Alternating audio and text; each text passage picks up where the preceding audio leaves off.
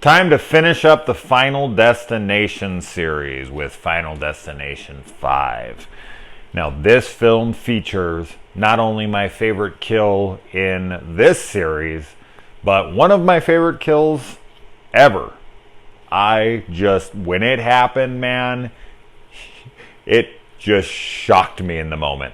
Because not only is this an American film, like, I don't know. It just was like, what the? Like, it was awesome. Fuck, it was awesome. It was one of my favorite deaths I've seen on screen in a film, like in the theater. It was just so glorious to see on a huge screen like this. And that is the gymnast kill.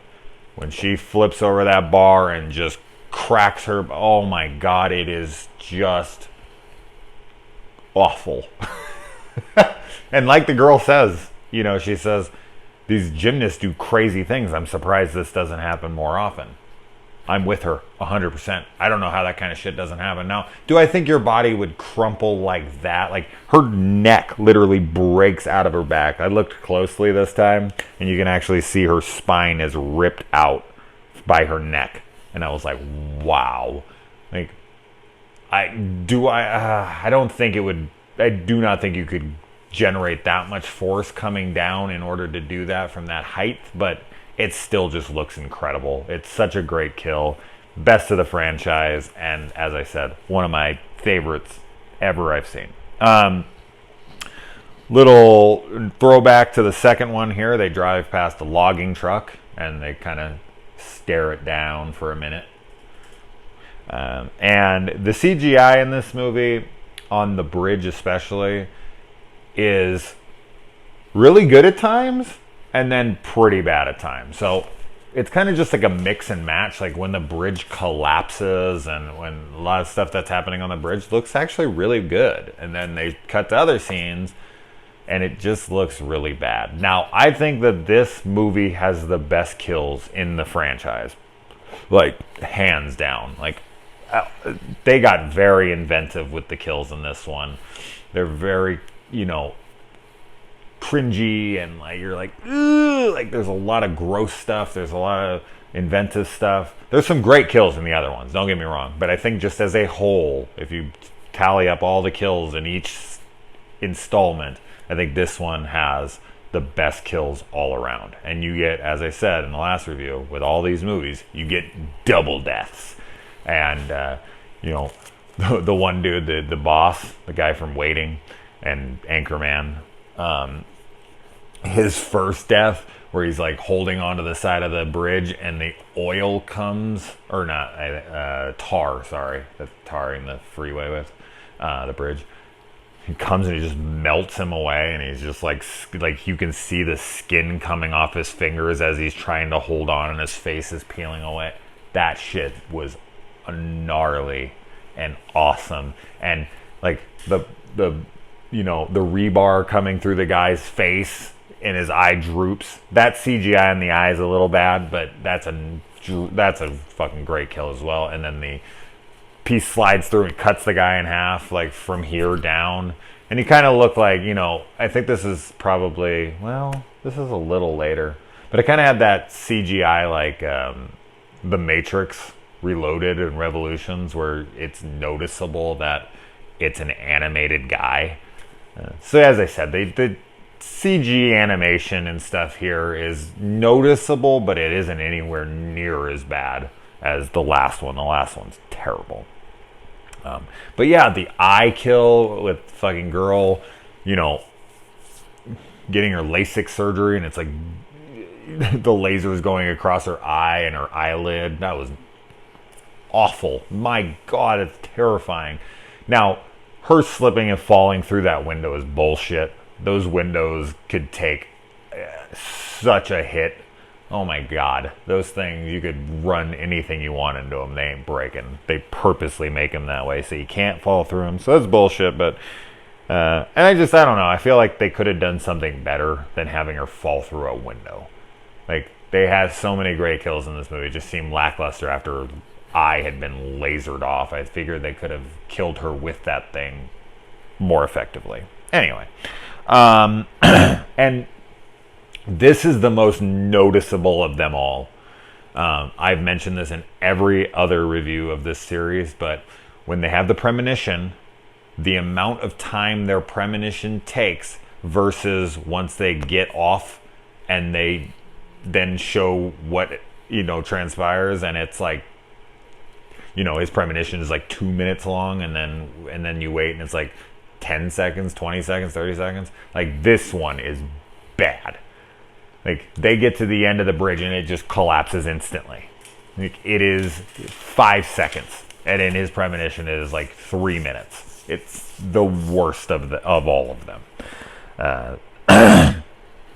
And this annoying ass goofball geek fucking guy who's, am I supposed to believe that this guy can actually get laid and is picky about who he fucks and whatnot? He goes into this like massage parlor and he's like getting phone calls from all these different girls, and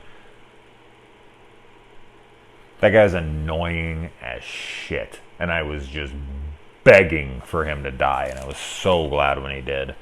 And as I said, I get to watch him die twice, so it's always good. Tony Todd finally makes another appearance here after a hiatus. He was a voice in 3, does the voice of the devil, and in 4 he's just non-existent altogether. And that's the worst one, and maybe that has something to do with it. But it was nice to see him back. He's only in it for like 10 seconds. I wonder how much he gets paid to be in a movie like this for 1 minute. Probably more than I make in a year. Well, good for him. Now, one thing that is annoying about this series is that it's basically the same fucking thing every time, right? I like the series, so it's okay, but they finally came up with something fairly original. Now, don't get me wrong. I am going to say that 2 had the thing where they're working backwards, and 3 had the thing where they could see a little bit more in the pictures and whatnot. But this one added a really cool spin on it. And that is, if you kill somebody, that you will take their time, you will take their life from them, basically, and death will be satisfied. Its bloodlust will be quenched. So I thought that was a really cool, unique, interesting spin on this pretty tired franchise at this point. I mean, they had pretty much done everything multiple times. And so this addition of people being able to kill someone, it was just a smart thing to do, and I'm glad that they did, and I'm glad that they played with it. And I'm also thought it was great that, the one guy who does kill somebody ends up finding out that he had, something wrong, and he was going to die within a day or 2 anyway. And then he dies like a second later. I thought that was just a great little addition here. Now, this girl, though, didn't die in his premonition. And then he killed his friend, which, gave him his time, which he killed the detective before that, so he took the detective's time, basically.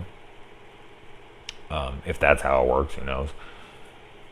But then he ends up on the plane, and I really like that twist as well. I saw this in the theater, I got free tickets to it. No, that's not true. I got free tickets to Fright Night Remake, which I thought was going to be terrible. And I just went because I had free tickets, and I was like, wow, this is actually really good. I'm shocked. And that's because Anton Yelchin was fucking amazing, and it's such a shame that he had to die. But then this was playing right after, and they were both in 3D, and I hate 3D. But I was just like, well, it's playing right now. Like, as soon as I got out of Fright Night, this was playing, and I was like, whatever. And so I went into the next one. I watched this, and I really liked that ending. I really liked that it tied up. Like, we never know. I looked in this movie to see if there was any stuff or post 2000 to be like, that car's older than that. That's bullshit. I didn't see anything too noticeable, but I'm sure there was something that I missed. I'm not really a car guy, so I couldn't tell you, like, that's a 2002 fucking Chrysler or some bullshit. I'm not really the person for that, but I was looking for, like, super obvious stuff.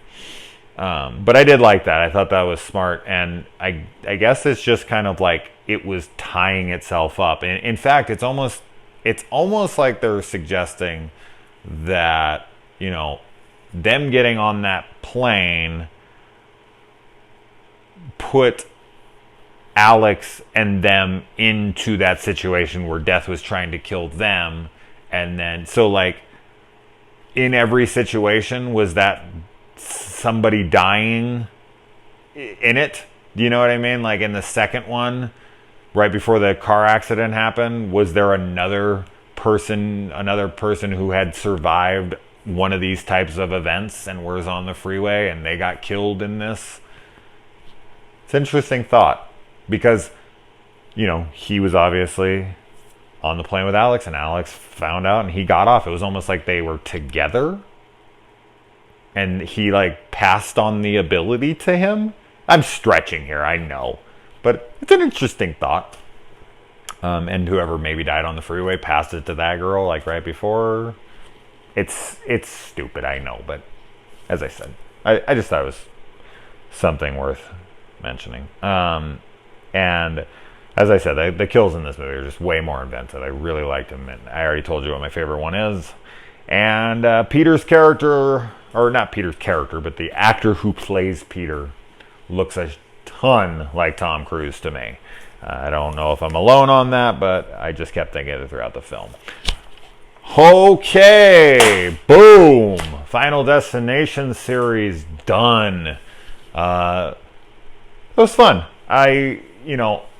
As I said, I wasn't huge on 4. 3 was fine. Mary Elizabeth Winstead got me through that one easily. And I really enjoyed 1, 2, and 5 again. I thought 2 was better than I remember. 5 is the best sequel in my opinion. 2 is pretty damn close. So that's kind of like... and 1's still always great, but the kills in 5 are my favorite. Anyway, guys, all right. Well, I'm gonna take a little break, maybe for like a couple days, maybe a week or something. I have a lot of non-horror films that I've just had piling up forever, and I'd love to go watch them. So I'm probably gonna just mull through a ton of those in the next week, and maybe I'll catch one horror or something here and there, and I'll just kind of like throw one up here. But for now, guys. Thanks for checking this out as always, and all right.